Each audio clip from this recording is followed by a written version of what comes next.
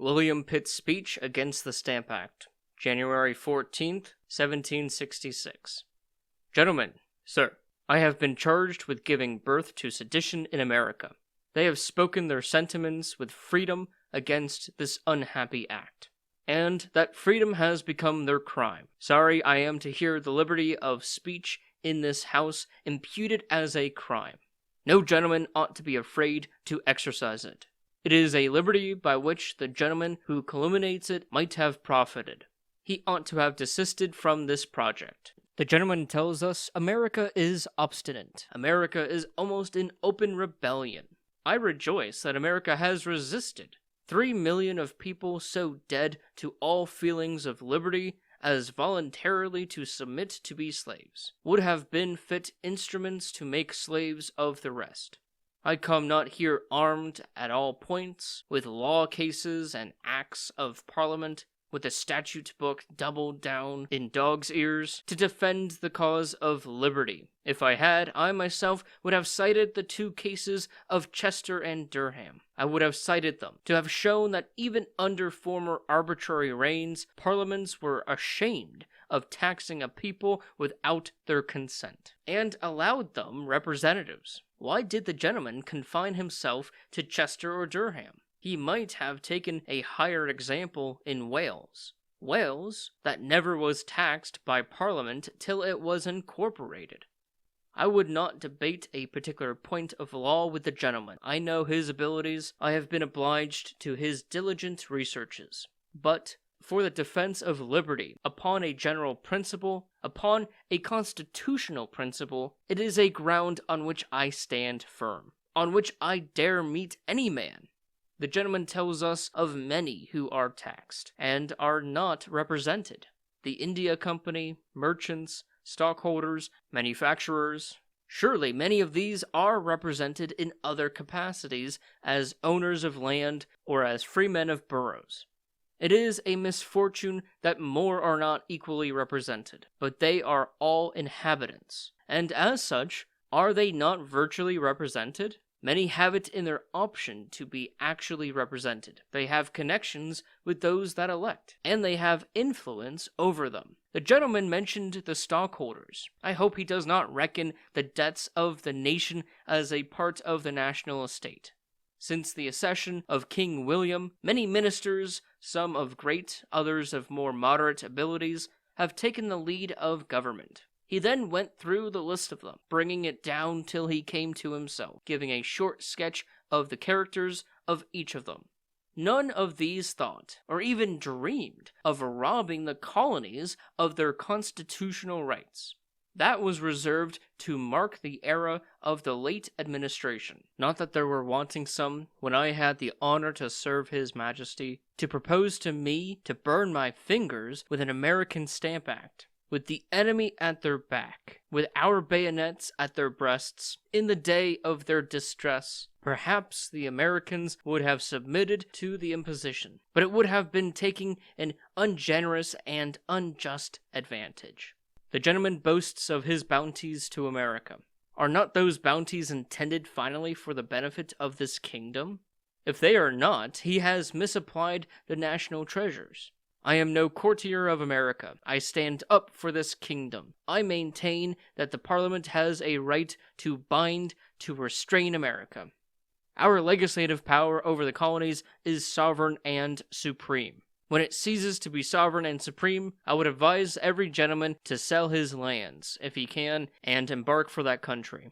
When 2 countries are connected together, like England and her colonies, without being incorporated, the one must necessarily govern. The greater must rule the less, but so rule it as not to contradict the fundamental principles that are common to both. If the gentleman does not understand the difference between external and internal taxes, I cannot help it. But there is a plain distinction between taxes levied for the purpose of raising a revenue and duties imposed for the regulation of trade, for the accommodation of the subject. Although, in the consequences, some revenue might incidentally arise from the latter. The gentleman asks, when were the colonies emancipated? But I desire to know, when were they made slaves? but I dwell not upon words. When I had the honor of serving His Majesty, I availed myself of the means of information which I derived from my office. I speak, therefore, from knowledge. My materials were good. I was at pains to collect, to digest, to consider them, and I will be bold to affirm that the profits to Great Britain from the trade of the colonies through all its branches is 2 millions a year. This is the fund that carried you triumphantly through the last war. The estates that were rented at £2,000 a year 60 years ago are at £3,000 at present. Those estates sold then from 15 to 18 years' purchase. The same may now be sold for 30. You owe this to America. This is the price America pays you for her protection. And shall a miserable financier come with a boast that he can bring a peppercorn into the exchequer, to the loss of millions to the nation? I dare not say how much higher these profits may be augmented. Omitting the immense increase of people by natural population and the emigration from every part of Europe, I am convinced the whole commercial system of America may be altered to advantage. You have prohibited where you ought to have encouraged where you ought to have prohibited. Improper restraints have been laid on the continent in favor of the islands. You have but 2 nations to trade with America. Would you had 20? Let acts of Parliament in consequence of treaties remain, but let not an English minister become a custom house officer for Spain, or for any foreign power. Much is wrong. Much may be amended for the general good of the whole. Does the gentleman complain he has been misrepresented in the public prints? It is a common misfortune. In the Spanish affair of the last war, I was abused in all newspapers for having advised His Majesty to violate the laws of nations with regard to Spain. The abuse was industriously circulated, even in handbills. If administration did not propagate the abuse, administration never contradicted it. I will not say what advice I did give the king. My advice is in writing, signed by myself in the possession of the crown. But I will say what advice I did not give to the king. I did not advise him to violate any of the laws of nations. As to the report of the gentleman's preventing in some way the trade for bullion with the Spaniards, it was spoken of so confidently that I own I am one of those who did believe it to be true. The gentleman must not wonder he was not contradicted when, as minister, he asserted the right of Parliament to tax America. I know not how it is, but there is a modesty in this house which does not choose to contradict a minister. Even your chair, sir, looks too often towards St. James's. I wish gentlemen would get the better of his modesty. If they do not, perhaps the collective body may begin to abate of its respect for the representative.